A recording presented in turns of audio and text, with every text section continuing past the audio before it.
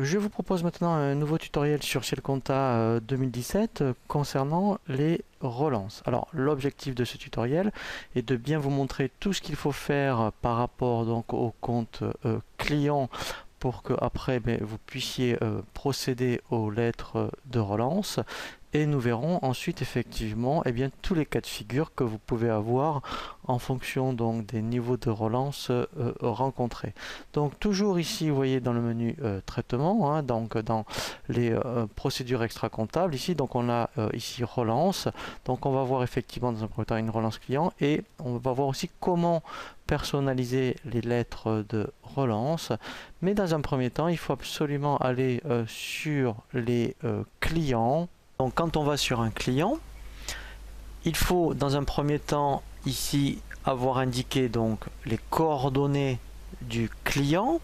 Ensuite, bien sûr, alors par rapport aux échéances, donc il faut absolument indiquer les modes de règlement donc de vos clients pour que après effectivement en fonction des échéances que vous allez déterminer ici dans la fiche client, et bien lorsqu'on veut savoir, mettons, quels sont les clients qui sont en retard, il vous donne la liste. Donc il faut absolument indiquer ici les modes de règlement parce que si par défaut vous laissez à réception, et bien dès que vous faites une saisie de facture aujourd'hui, dès demain, il va vous proposer de relancer le client. Donc il faut bien paramétrer ici donc les modes de règlement. Donc une fois que vous avez fait donc cette opération des coordonnées et ensuite donc au niveau des échéances, vous avez après ici ce qu'on appelle un onglet relance. Alors déjà, je prends vraiment un cas de figure particulier, vous avez des très bons clients que quoi qu'il arrive, vous ne voulez pas qu'avec Ciel, ils sortent dans la liste des relances, hein, vous préférez donc avoir un contact téléphonique par exemple. Dans ce cas-là, vous le décochez et comme ça, quoi qu'il arrive, ils ne seront jamais dans la liste. Donc là, je vais le laisser cocher. Ensuite, après, effectivement, par défaut, eh bien, on peut donc indiquer, vous voyez, donc dans les menus, donc là, ce sont les lettres de relance par défaut de Ciel. Après, on va voir comment les modifier, mais déjà par défaut, vous pouvez dire donc, eh bien, on veut appliquer ces modèles-là. Donc ça, c'est la première chose à faire au niveau du plan comptable, au niveau des clients. Après, effectivement, au niveau donc du menu traitement relance, vous pouvez ici modifier les lettres de relance. Donc, en fait, on clique donc sur l'option et là, on va rentrer dans ce qu'on appelle le générateur d'état de Ciel, où là vous pouvez vraiment personnaliser je dirais donc votre courrier. Vous pourriez mettre même un logo. Donc là après il y aura vraiment un tutoriel destiné au paramétrage des documents.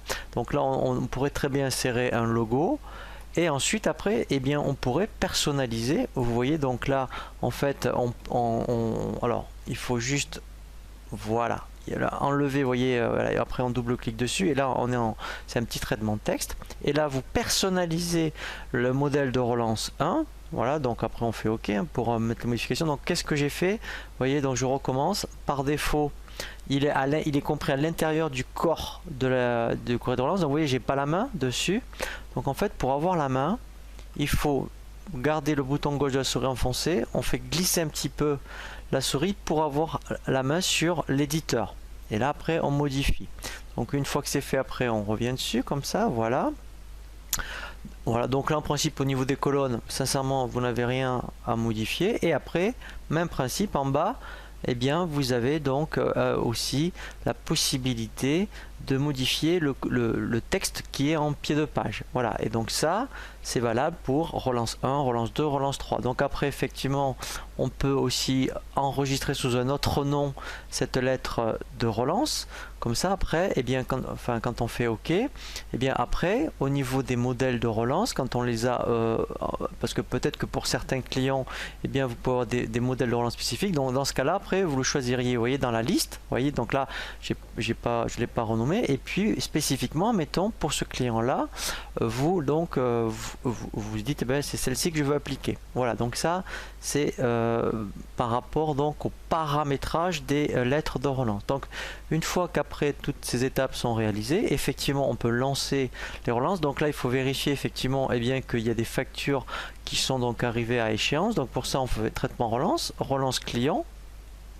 Voilà, donc là j'ai de la chance, j'en ai pas mal, vous voyez, par rapport au 2 septembre. Donc là il me montre tout ce qui est arrivé à échéance, qui n'a pas été réglé.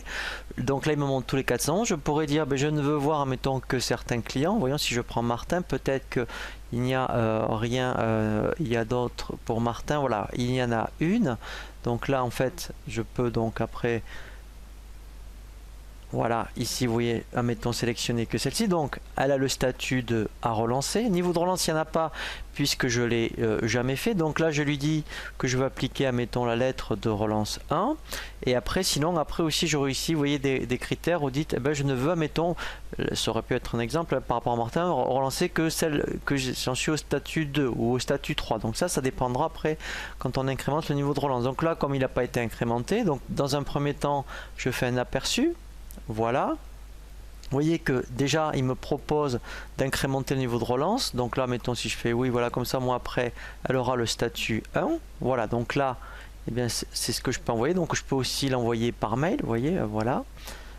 Voilà, et là vous voyez, elle a le statut 1. Donc après, eh bien je pourrais dire, tiens, je ne veux relancer que, admettons, celles qui ont le statut 1 que pour Martin, ou admettons, donc là pour, admettons, tous les 411. Voilà, donc là après, vous voyez, voilà, donc après, c'est pour ça que pour l'instant, il me montre que Martin. Donc après aussi, parce que là, vous voyez, au niveau du dépassement jour d'échéance, je peux dire, ben, je ne veux relancer que ceux qui éventuellement, mettons, 10 jours de retard, parce que là, systématiquement, dès qu'elle a un jour de retard, il va vous la relancer. Voilà, donc c'est très très facile, je dirais, à réaliser, hein, tout ce qui est mode de relance. Il faut juste bien penser à bien mettre en place dans le plan comptable au niveau des clients, et bien effectivement les coordonnées. Ensuite, effectivement, donc quand vous avez bien mis en place les coordonnées, les échéances, pour qu'après, bien, il vous relance vraiment que ceux qui sont vraiment en retard. Au niveau des modes de relance, vous pouvez donc dire par défaut celle que vous voulez appliquer, de dire eh ben, c'est un très bon client, celui-ci, je ne le relancerai jamais, en tout cas au niveau informatique. Voilà, et donc après, effectivement, ben, quand on va dans traitement relance, eh bien, on n'a plus qu'à se laisser guider par relance client, voilà, au niveau des options qui sont proposées par Ciel, en faisant après un aperçu, vous dire je ne veux relancer qu'un certain client, que ceux qui mettons le niveau de relance 2, niveau de relance 3 par exemple.